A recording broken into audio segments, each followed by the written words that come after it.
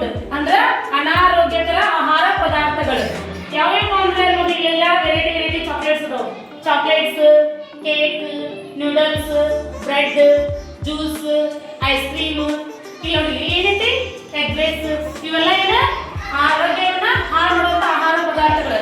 ಇಲ್ಲಿ ನೋಡಿ ಈ ಜ್ಯೂಸ್ ಒಳಗಾತು, ನೂಡಲ್ಸ್ ಒಳಗ, ಈ ಎಗ್ ರೈಸ್ ಒಳಗೆ ಏನೈತಿ ಕೆಮಿಕಲ್ಸ್ ಇರ್ತೈತಿ, ಮಸಾಲೆ ಹಾಕಿರ್ತಾರ. ಮಸಾಲೆ ಹಾಕಿರೋ ಪದಾರ್ಥಗಳನ್ನ ತಿನ್ನೋದ್ರಿಂದ ಏನಾಗುತ್ತೆ ನಮ್ಗೆ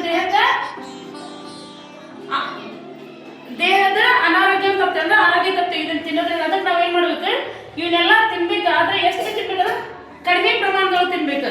ಯಾವಾಗ ಒಂದ್ಸಲ ಅತಿ ದಿನಾನು ಏನ್ ಮಾಡ್ಬಾರ್ದು, ಇವನ್ನೆಲ್ಲ ತಿನ್ಬಾರ್ದು.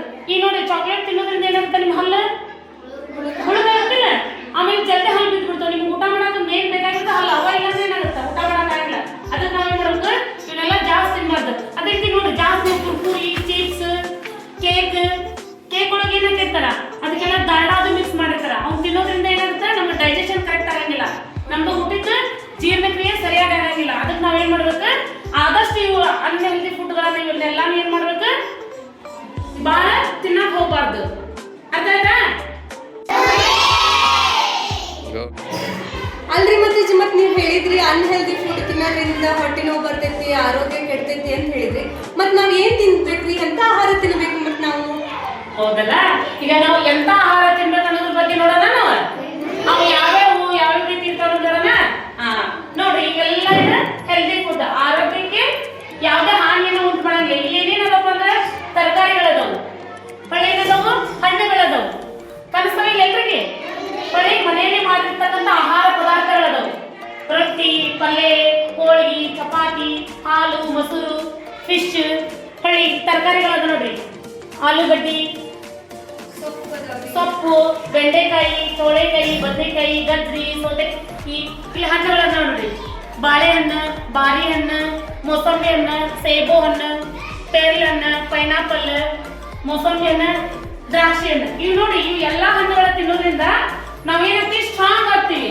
ಇದನ್ನ ನಾವು ಪ್ರತಿದಿನ ತಿನ್ನೂ ನಮ್ಮ ದೇಹಕ್ಕೆ ಏನಾದಂತ ಅನಾರೋಗ್ಯ ತಪ್ಪಂಗಿಲ್ಲ. ನಾವು ಪ್ರತಿದಿನ 3 ಹೊತ್ತು ತಿನ್ನೋ ನಮ್ಗೆ ಏನಾಗಿಲ್ಲ, ಆರೋಗ್ಯದೊಳಗೆ ಏನು ವ್ಯತ್ಯಾಸ ಆಗಿಲ್ಲ. ಇನ್ನು ನಾವೇನಾಗ್ತೀವಿ, ಸ್ಟ್ರಾಂಗ್ ಆಗ್ತೀವಿ. ಮೆಂಟಲಿ ಫಿಸಿಕಲಿ ನಾವೇನಾಗ್ತೀವಿ, ಸ್ಟ್ರಾಂಗ್ ಆಗ್ತೀವಿ. ಅದಕ್ಕೆ ನಾವೇನ್ ಮಾಡ್ಬೇಕು, ಇವೆಲ್ಲ ಆಹಾರ ಪದಾರ್ಥಗಳನ್ನ ಯಾವುದನ್ನೇ ಬಿಡಬಾರ್ದು, ಎಲ್ಲಾನು ತಿನ್ಬೇಕು. ಕೆಲವೊಂದಿಷ್ಟು ಜನ ನೋಡ್ರಿ, ಈ ಮೂಲಂಗಿ, ಇಲ್ಲಿ ಹಾಗಲಕಾಯಿ ನೋಡ್ರಿ, ಇದು ಕಹಿ ಇರ್ತೈತಿ, ಒಳ್ಳೆ ಅಂತ ಹೇಳ್ತೈತಿ. ಅದು ತಿನ್ನೋದು ಕಹಿ ಅನ್ಸ್ಬೋದು, ಆದ್ರೆ ನಮ್ಮ ದೇಹಕ್ಕೆ ಏನಿರ್ತೈತಿ, ನಮ್ಮ ದೇಹದಲ್ಲಿ ಶಕ್ತಿನ ಕೊಡ್ತೈತಿ. ಅದಕ್ಕೆ ನಾವೇನ್ ಮಾಡ್ಬೇಕು, ತಿನ್ಬೇಕು. ಬೀಟ್ರೂಟ್ ತಿನ್ನೋದ್ರಿಂದ ನಮ್ಗ ಏನ್ ಬರ್ತೈತಿ, ಶಕ್ತಿ ಬರ್ತೈತಿ. ಅದ್ರ ಜೊತೆಗೆ ರಕ್ತ ನಮ್ಗೆ ಜಾಸ್ತಿ ಬರ್ತೈತಿ. ಅದರಿಂದ ನಮ್ಗೆ ಎನರ್ಜಿ ಬಂದಂತ ಆಟ ಆಡೋದಕ್ಕೆ ಶಕ್ತಿ ಬೇಕಾಗೋದಿಲ್ಲ.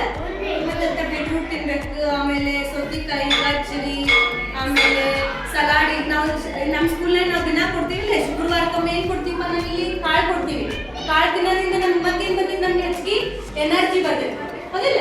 ಜಾಸ್ತಿ ಕಾಳು ಮನ್ಯಾಗೂ ತಿನ್ಬೇಕು ದಿನ. ಅದು ಸ್ವಲ್ಪ ಶೇಂಗಾ ಕಾಳು ತಿನ್ಬೇಕು, ಮಡಗಿ ಕಾಳು ಮನ್ಯಾಗ ಮಮ್ಮಿ ಪಾಪ ಮಾಡಿರ್ತಾರಿಲ್ಲ, ಕಾಯಿ ಪಲ್ಯ ಮಾಡಿರ್ತಾರಿಲ್ಲ, ಆಮೇಲೆ ಪಲ್ಯ ಮಾಡಿರ್ತಾರೆ ಮನ್ಯಾಗ, ಬೆಂಡಿಕಾಯಿ. ನಾ ತಿನ್ನಂಗಿಲ್ಲ ಮಮ್ಮಿ, ನಾವು ಅಲ್ಲೇ ಮಮ್ಮಿ ಅನ್ನಂಗಿಲ್ಲ, ಎಲ್ಲಾನು ತಿನ್ಬೇಕು.